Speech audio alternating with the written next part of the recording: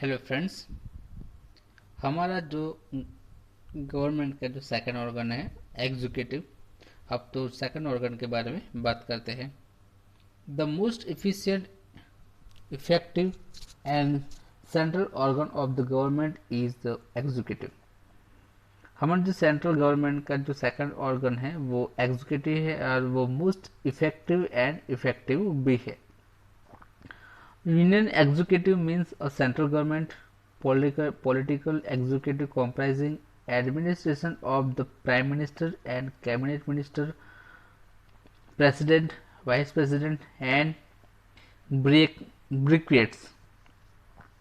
Union executive में central government उसको union executive यानी कि जो सेंट्रल गवर्नमेंट है वो सेंट्रल गवर्नमेंट में जो बात करें तो प्राइम मिनिस्टर, उनके जो कैबिनेट मिनिस्टर्स है वो प्रेसिडेंट, वाइस प्रेसिडेंट एंड जो ब्यूरोक्रेट्स है उनको इंक्लूड किया जाता है। Political and administrative executive officers and employees are in direct contact of the people. और सेंट्रल लेवल पर जो political and administrative executive officers है एंड जो एम्प्लॉयज है वो डायरेक्टली पीपल्स के कॉन्टेक्ट में होते हैं। The people are influenced by their work. और पीपल जो है वो एडमिनिस्ट्रेटिव एंड जो पॉलिटिकल जो एग्जीक्यूटिव ऑफिसर्स और एम्प्लॉयज है उनकी वर्क से वो इन्फ्लुएंस यानी कि प्रभावित होते हैं। The executive implements the law framed by the legislator. जो एग्जीक्यूटिव है वो जो लेजिस्लेटर ने जो लॉ फ्रेम किए हैं उनका इम्प्लीमेंट वर्क करने का वर्क एग्जीक्यूटिव कमेटी का होता है। The administrative executive carries out work of implementing the policies, programs and planning done by the government, keeping in view the aspiration and expectations of the people। जो administrative executive है वो peoples की जो उनकी जो एस्पायरेशंस है, उनकी जो एक्सपेक्टेशंस है उनको ध्यान में रखते हुए गवर्नमेंट कई सारे जो पॉलिसीज, प्रोग्राम्स और प्लानिंग करते हैं। The political executive changes every 5 years or if the powers is given up। जो पॉलिटिकल एग्जीक्यूटिव है वो एवरी 5 years चेंज की जाती है और उनको पावर्स भी दी जाती है। Whereas the administrative executive is formed by permanently appointed bureaucrats and hence it is permanent। और जो एडमिनिस्ट्रेटिव एग्जीक्यूटिव है वो परमानेंटली फॉर्म की जाती है जो ब्यूरोक्रेट्स है उनको अपॉइंटमेंट करके।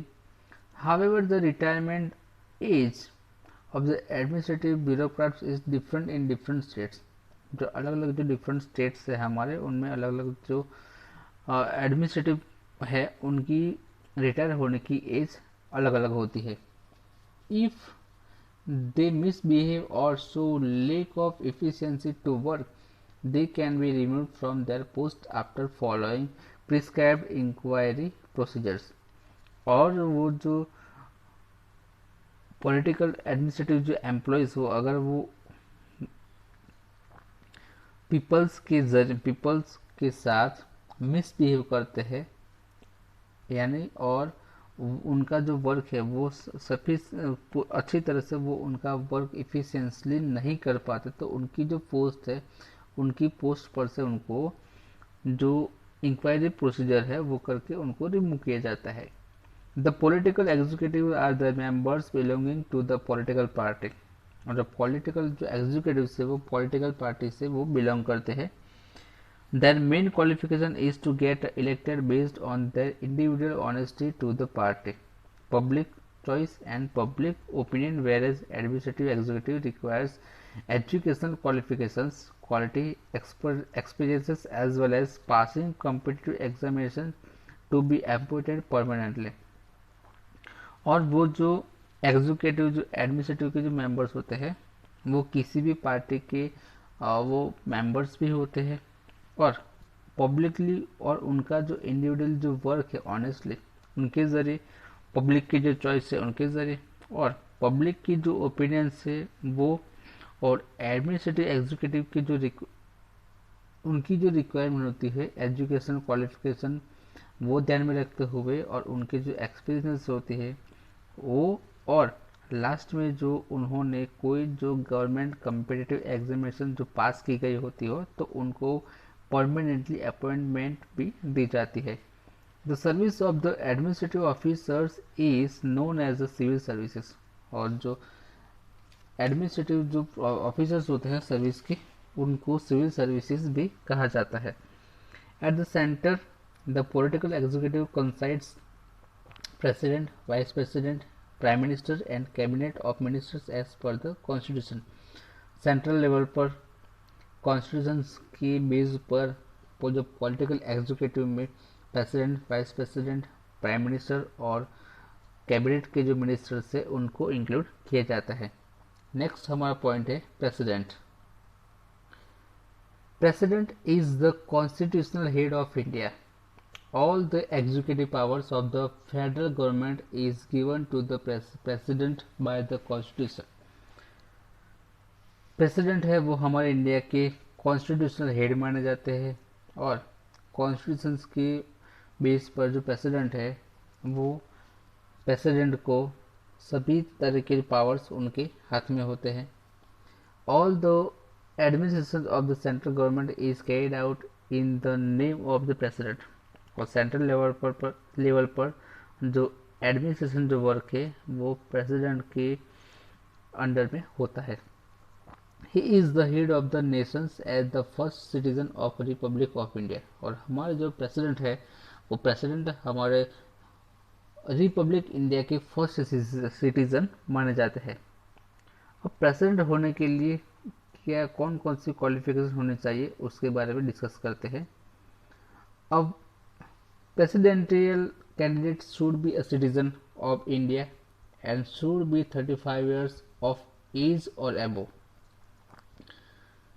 प्रेसिडेंट बनने के लिए पहले तो वो हमारे इंडिया का सिटीजन होना चाहिए। सेकंड, उनकी एज 35 इयर्स यानी तो सब 35 इयर्स से ज़्यादा होनी चाहिए। He should not be a salaried employ of the government और hold any office of profit. Second जो है वो गवर्नमेंट एम्प्लॉय नहीं होने चाहिए।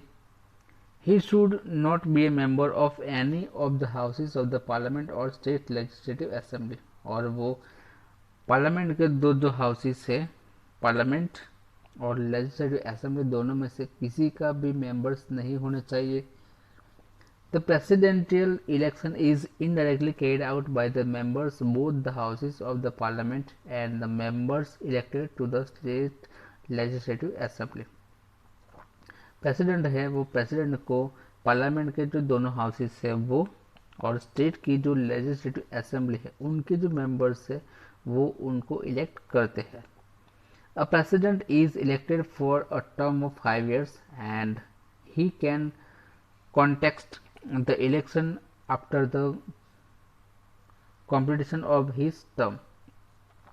प्रेसिडेंट है उनको 5 years के लिए उनको इलेक्ट किया जाता है और 5 years के बाद भी वो उनकी जो टर्म फिनिश होने के बाद वो फिर से इलेक्ट करने के क्वालिफिकेशन डिजायर रखते हैं। When the president is in power, neither criminal case can be framed against him nor an order of arrest improvement can be issued।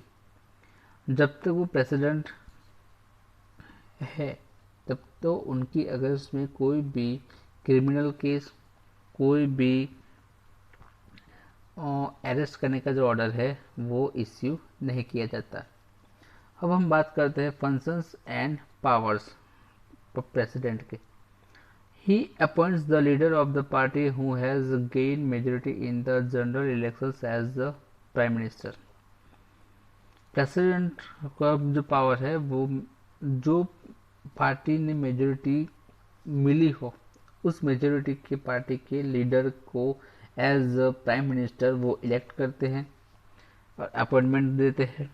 Then with the constitution of the prime ministers he appoints the other ministers of the cabinet. और जो prime minister है वो president के साथ discuss करने के बाद उनके कैबिनेट के जो अदर जो मिनिस्टर्स है उनको अपॉइंटमेंट करते हैं। He administers of the oath and distributes the profiles of the ministers. उसके बाद जो प्राइम मिनिस्टर है वो ओथ लेने के बाद उनके जो कैबिनेट मिनिस्टर्स को अलग अलग कैबिनेट सौंपते हैं। As long as the cabinet enjoys the support of the majority members of the Lok Sabha, the president cannot dissolve the cabinet। और जो लोकसभा के जो मिनिस्टर्स है वो अपने चाहे तब तक अपना जो एनजे के साथ वो कैबिनेट संभाल सकते हैं, और उनकी मेजोरिटी के होने की वजह से प्रेसिडेंट उन लोकसभा को डिसॉल्व नहीं कर सकते। President is the head of the defence force of the country. और जो प्रेसिडेंट है वो हमारे कंट्री के जो डिफेंस फोर्स है उनके हेड होते हैं। The president has the power to declare war, case the war of the concluded treaties with other countries. जो प्रेसिडेंट है उनको वॉर डिक्लेयर करने की पावर है, अदर कंट्रीज के साथ जो ट्रीटीज है वो करने की, साइन करने की भी पावर होती है। He appoints the judges of the Supreme Court and High Courts, governors of the state, attorney general, comptroller and auditor general।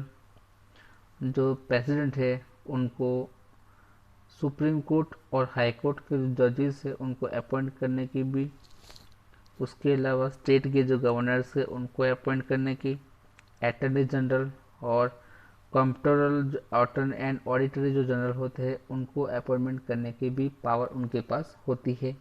He appoints the head of the defence forces. और हमारे जो defence forces है उनके head को भी appoint करने की power उनके पास होती है। He appoints the chairman of the union public service commission and ambassadors to the various nations. और वो जो प्रेसिडेंट है वो यूपीएससी की यानी कि यूनियन पब्लिक सर्विस कमीशन के जो चेयरमैन को भी अपॉइंट करते हैं, और अलग अलग नेशंस के जो एम्बेसडर्स है उनको भी अपॉइंटमेंट वो देते हैं। So vast authorised executive and administrative power are visited in the president. और कई सारे जो ऑथोराइज्ड एंड एग्जीक्यूटिव एडमिनिस्ट्रेटिव जो पावर्स है वो प्रेसिडेंट के पास होती है। He can grant pardon or reduce the sentences of any convicted persons, or can postpone its implementation, or can be changed the nature of punishment. He summons the sessions of both the houses of parliament and programs them. He can even dissolve the Lok Sabha। President है वो लोकसभा को dissolve भी कर सकते हैं। If the president is satisfied that the security of India or any part of its territory is there threatened by a war or external aggression, he can declare a state of emergency for the whole of India or any of its parts। जो president है वो India के किसी भी part के लिए अथवा तो पूरे इंडिया के लिए वो इमरजेंसी वो डिक्लेयर भी कर सकते हैं। The declaration of emergency can not be challenge in the court. और जो प्रेसिडेंट ने वो जो इमरजेंसी डिक्लेयर की है वो किसी भी कोर्ट में वो उसको चैलेंज नहीं किया जाता। Based on report of the governor the president can declare constitutional emergency in the state. और जो गवर्नर है उनकी रिकमेंडेशन की वजह से प्रेसिडेंट किसी भी स्टेट में स्टेट इमरजेंसी डिक्लेयर भी कर सकते हैं। He can establish president rule by the dissolving the state cabinet ministry. और जो प्रेसिडेंट है वो कैबिनेट मिनिस्ट्री को डिसॉल्व करने के बाद उसी स्टेट में प्रेसिडेंटल रूल भी इम्पोज कर सकते हैं। In case financial emergency is the president can reduce salaries of all government officials including जजेस of the supreme court and high court. अगर फाइनेंशियल इमरजेंसी डिक्लेयर करने के बाद जो प्रेसिडेंट है वो सभी जो गवर्नमेंट एम्प्लॉयज़ है उनकी सैलरीज और जजेस and supreme court and high court के जो जजेस है उनके साथ उनकी सैलरीज की भी वो रिड्यूस यानी कि वो कम कर सकते हैं। Though the president has vast executive and administrative powers, and though all the administration can be considered in the hands of the president only and done in his name only, in the reality the prime minister and the council minister of enjoys the powers. अगर हम ठीक तरह से कहें तो president है वो president को एग्जीक्यूटिव एंड एडमिनिस्ट्रेटिव के सभी में यानी कि मोस्ट ऑफ द पावर्स उनके हैंड्स में है और उनके अंडर में ही सारे इंडिया का जो एग्जीक्यूटिव वर्क और एडमिनिस्ट्रेटिव वर्क उनके नेम से ही होता है।